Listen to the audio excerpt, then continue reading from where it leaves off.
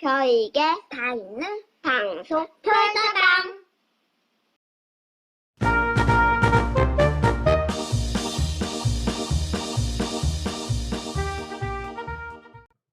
자, 어르신 여러분 반갑습니다.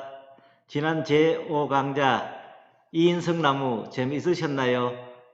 자, 이번 제6강좌에서는 우리 민족 저항시인 이상하 고택에 대해서 살펴보도록 하겠습니다. 지금 이 화면에 보이는 사진이 이상하가 마지막 4년 살았던 고택이 되겠습니다. 자, 고택 설명이 전에 이상하 시인의 주요 연보를 살펴보도록 하겠습니다. 이 상하 시인은 이 마지막 고택에서 태어난 것이 아니라 서문로 2가 11번지에서 출생하셨습니다.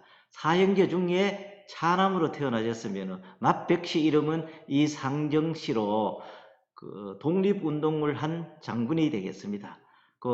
이 상하 밑에 동생은 이상백씨로서 서울대학교 사회학과 교수를 역임하셨고 우리나라 최초의 IOC 위원도 하셨으며 우리나라에 농구를 도입하신 분이 되겠습니다. 막내 이상호는 수력가이자 저술가로서 사격연맹 회장을 역임하셨습니다. 자, 그리고 8살 때 이상하는 아버지를 잃습니다. 사망하시고 백부 이이루 밑에서 우연서루라는 곳에서 교육을 받았습니다. 우연서루에 대해서는 나중에 북성로 강의할 때 우연서루를 따로 강의 드리도록 하겠습니다. 자, 15살 때 서울에 있는 경성중앙학교를 다녔는데요. 중앙학교 다닐 때 야구부 투수를 했다고 합니다. 그해 18년 7월에는 강원도 일대를 3개월 동안 유랑생활도 했답니다.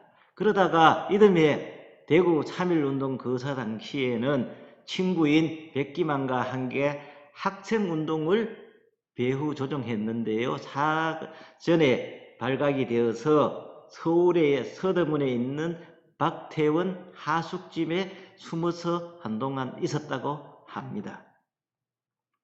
그러다 21살 때 현진건의 도움으로 박종화를 만나서 백조의 동인에 가입해서 이듬해에 창간호에 말세의 희탄을 발표하면서 등단했다고 합니다. 말세의 희탄이라는 뜻은 흐느껴 운다는 뜻이라고 합니다. 그리고 이듬해에 일본의 동경에 있는 아테네 프랑스라고 프랑스 가기 전에 미리 거치는 코스라고 합니다. 그래서 거기에서 프랑스하고 문학을 공부하고 귀국을 했습니다. 그때 23살인 1923년도에 나의 침실로라는 작품을 발표했다고 합니다. 그러다가 민족 저항시로서 가장 유명한 빼앗긴 들에도 봄은 오는가는 1926년에 개벽지에 발표를 했습니다. 일본에서 이 개벽지를 창간 발간 금지를 조치를 시켰습니다. 그러다 36살 때 백시 이상정 장군을 만나러 3개월 동안 중국에 머물다가 귀국을 했어요. 귀국해서 형무소에 구금되었다가 나왔다고 합니다. 그러다 1938년 어느 날 현진건이 친구인 현진건이가 동아일보 기자로 있을 때 베를린 송기정 일장기 말소 사건으로 형무소에 들어갔다가 형을 살다 나와서 친구인 이상영을 만나러 왔었습니다. 그래서 술집에 가가 있는데 서동진 선생, 하가인 이 서동진 선생도 친구 있는데 같은 이상하도 그때 교남학교에 교편을 잡고 있었어요. 여도 이제 서동진 선생도 교남학교 교편을 잡고 있었는데 와서 술을 마시면서 이제 오늘 오후에 있었던 이야기를 전해주는 거야. 내용인즉 동성로에서 교남학교 학생이 데이트를 하고 있었는데 일본 학생 2명이 와서 그 희롱을 해서 1대2로 싸움이 붙었는데 교남학교 학생이 많이 얻어터졌는데 중앙파출소에 끌려가서 일본 학생 2사람은 훈방 조치되고 교남학교 학생은 파출소에 붙잡혀 있다고 했습니다. 이 소식을 들은 이상하는 화가 나서 중앙파출소에 쫓아갔습니다. 그런데 이상하 백부가 유명한 사람이 되다 보니까 파출소의 치안대원이 이상하의 이 일후에 백부의 도움을 안 받은 사람이 없대요. 그래서 그 치안대원들이 안 그래도 훈방 조치하려고 했다 하면서 이상하가 거기서 훈방 조치하고 나왔습니다. 나와서 다시 술집에 가서 다 이런 일이 생긴 거는 우리나라가 힘이 없어서 그렇다. 힘을 기르자 이랬어요. 그러면서 이상하가 탁 치면서 우리 건투 배우자 이랬는 거예요. 그래서 현진건이가 듣고 있다. 이 나이에 건투는 무리다 이랬어요. 그러면 어떻게 할까? 그럼 아예 교남학교에 건투부를 만들자 이랬습니다. 그래서 이상하와 서동진 선생이 그 다음날 가서 교장 선생이 마치 우리 국회의장 하셨던 분 아시죠? 그분이 그 교장으로 있었습니다. 그래가지고 이야기를 해서 우리 대구 최초로 건투부를 만들게 되었습니다. 교남학교에. 그러다가 또 이상하 선생이 지인이 했는 큰일은 뭔가 하면 교남학교가 우연소류가 나중에 교남학교로 바뀌었고 교남학교가 대륜 중고등학교로 바뀌었습니다. 교남학교 교과를 작사하게 되었습니다. 교남학교 그 교사가 지금도 대륜 중고등학교 교가로 지금도 불리고 있습니다. 그러다가 39년 6월에 여기에 서문로 이가에서 32살까지 살다가 1934년에 한 번 또 이사하고 35년에 이사하고 37년 이사하고 여기에 지금 계산동 2가 84번지로 온 곳은 5번째 고택이 되겠습니다. 여기에서 마지막 4년을 살았습니다. 그러다가 41년도에 시 서러운 백조를 발표하고 안타깝게도 해방을 보지 못하고 43년 양력으로 4월 25일 날 아침 8시 45분에 위암으로 돌아가셨습니다. 이렇게 하기도 친구인 현진건이도 43년 4월 25일 11시에 장결핵으로 같은 날 돌아가셨습니다. 그래서 길이 같다는 것을 말씀드립니다. 자, 그러면은 이 고택을 보기 전에 이상하 생가터를 보도록 하겠습니다. 이게 이상하 지금 생가 들어가는 입구입니다. 저 안에 보이는 게 안채고요. 여기에 이제 그려놨는데 다시 한번 다음 장을 보겠습니다. 그런데 이상하 생가가 11번지였는데 56년도에 이렇게 4필지로 집원이 분할이 되었습니다. 원래 32살까지 태어났고 빼앗긴 들에도 보면 오는가 그것도 이 생가에서 했었습니다. 발표를 했었습니다. 그러다가 56년에 4필지로 토지가 분할되었는데 여기에 요 입구에 요거 11-3번지입니다. 여기에 당교장이라는 현판을 걸고 항렬지사 문사들이 와서 여기에 문담을 나누고 이기투합했던 장소고 요게 요 안에 요게 안채가 돼요. 11-3번 요게 11-1, 11-2 여기 11-3 요 길이 11-4입니다. 자, 안채에는 재작년에 이게 커피점을 차렸습니다. 근데 요 마당에 가면 200년 된 라이락 꽃이 있습니다. 수수꽃다리라고. 그래서 해마다 지금도 꽃을 피우고 있습니다. 한번 안에 요거는 생가터에 안에 여기 해놓은 거죠. 요게 라일락을 건도훈 씨라고 이분이 그린 그림입니다. 이렇게 건도훈 씨에서 카페를 리모델링해서 재작년에 문을 열었습니다. 제가 요 그림은 제가 그저께 추석 이튿날 그죠? 거기에 가서 찍은 사진이 되겠습니다. 요게 라일락 나무입니다.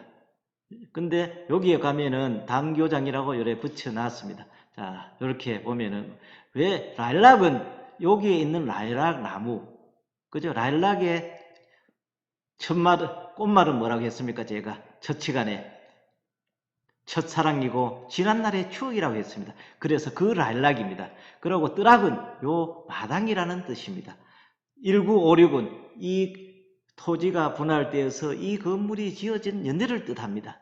자, 여기에 가면은 봄에 가면은 라일락꽃이 이렇게 이쁘게 피고 있습니다. 여기에는 이상화 생가라고 되어 있는데 여기에서 시성을 해서 빼앗긴 들에도 봄은 오는가라는 것을 여기에서 했고, 제가 했듯이 라일락꽃은 첫사랑 젊은 날의 추억의 꽃말이 되겠습니다. 여기에 우리가 시간이 되시면 꼭 답사를 해서 한번 첫사랑의 향기를 느껴봤으면 좋겠습니다. 자, 요게 이 상아나무인데 이렇게 적어놨습니다. 영감을 얻었다고.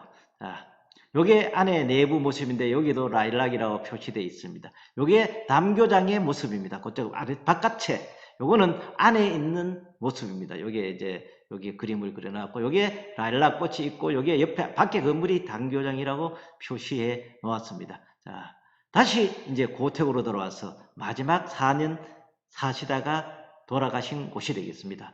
여기에 이 고택은 1939년도부터 43년까지 4년간 살았던 곳이 되겠습니다. 이렇게. 근데 원래 이 고택은 앞에 미소시티 주상복합 아파트 지을 때 헐리도록 되어 있었습니다. 그러나 1902년부터 100만인 시민 서명 운동으로 해서 이 아파트를 살려놓은 겁니다. 그래서 이걸 군인공지에서 이 아파트를 지으면서 이 건물을 살려서 시에 기부 체납하겠다고 해서 했는데 2005년도에 시에 기부 체납을 받았습니다. 제가 2006년도에 여기에 찾아갔을 때는 이 건물이 항폐화되었고 건물만 살아 있었습니다. 그때 그 고택위원회에서 2년간 3년 동안 이것을 고택을 리모델링해서 오늘의 이 모습이 된 겁니다. 자, 여기에서 마지막 하면서 시 서러운 백조를 했다. 자, 어제 아래 가니까 추석 이튿날이라서 그런지 여기에 인력거가 이렇게 다니는 모습이 있습니다. 일본이나 이런 데 가면은 문화재가 있는데 인력거가 다니지 않습니까? 그죠? 근대 역사관에도 어르신 지난해 보셨죠? 이런 인력거. 그래서 인력거를 가지고 가는 모습이 있어서 제가 한번 찍어봤습니다. 자, 이게 제가 이쪽에서 계산 예가 쪽에서 찍은 사진이 되겠습니다. 이게 석류입니다. 저 꽃이 석류가 달려있죠. 이 상아가 앞에서 정절 못 쓰고 있는 안채 모습이고 오늘 사랑채 모습이 되겠습니다. 저 다시 가까이서 보면은 요 석류가 이렇게 되어 있습니다. 여기에 비가 3개 있는데 하나는 이 상하에 대해서 적어놨고 비 2개는 요겁니다. 자, 석류와 우물은 옛날 우물 그대로 되어 있습니다. 요거는 안채의 안방 모습입니다. 자, 요거는 안채의 마루 모습이 되겠습니다. 이건 안채의 바깥 방 모습이 되겠습니다. 자, 여기에 비석은 여기 하나는 빼앗긴 들에도 봄은 오는가 해놨고 하나는 그죠? 역천이라는 이렇게 시비가 여기에 있습니다. 자, 이 상하 시인 하면은 우리가 가장 기억에 남는 거는 빼앗긴 들에도 봄은 오는가 맞죠? 민족저항시 1920년 제가 한번 읽어보도록 하면서 이번 강좌는 마치도록 하겠습니다. 한번 어르신 여러분들도 같이 한번 따라 읽어주시면 고맙겠습니다. 지금은 남의 땅 빼앗긴 들에도 봄은 오는가.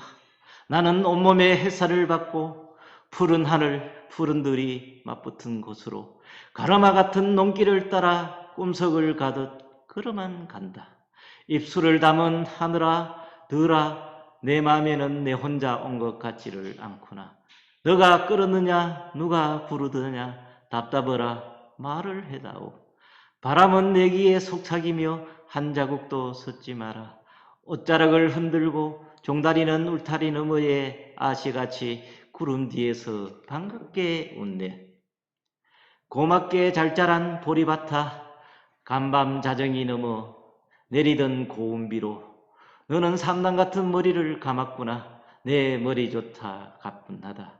혼자라도 가뿐하게나 가자. 마른 너를 안고 도는 착한 도랑이 전복이 달리는 노래를 하고 제 혼자 어깨춤만 추고 가네. 나비 제비야 깝치지 마라. 맨드라미 들막꽃에도 인사를 해야지. 아주까리 기름을 바른 이가 지신 맺은 그들이라 다 보고 싶다. 내 손에 호미를 지어다오. 살찐 젖가슴과 같은 부드러운 이 흙을 발목이 쉬도록 밟아도 보고 좋은 딴조차 흘리고 싶다. 강가에 나온 아이와 같이 짬도 모르고 끝도 없이 닿는 내 호나 무엇을 찾느냐 어디로 가느냐 우습다 답을 하려무나 나는 온몸에 풋내를 띠고 푸른 웃음 푸른 서름이 어우러진 사이로 다리를 절며 하루를 걷는다. 아마도 봄 신령이 씹혔나 보다. 그러나 지금은 들을 빼앗겨 봄조차 빼앗기겠네. 어르신 감사합니다. 다음 강좌에서 뵙겠습니다. 좋아요와 구독 눌러주세요.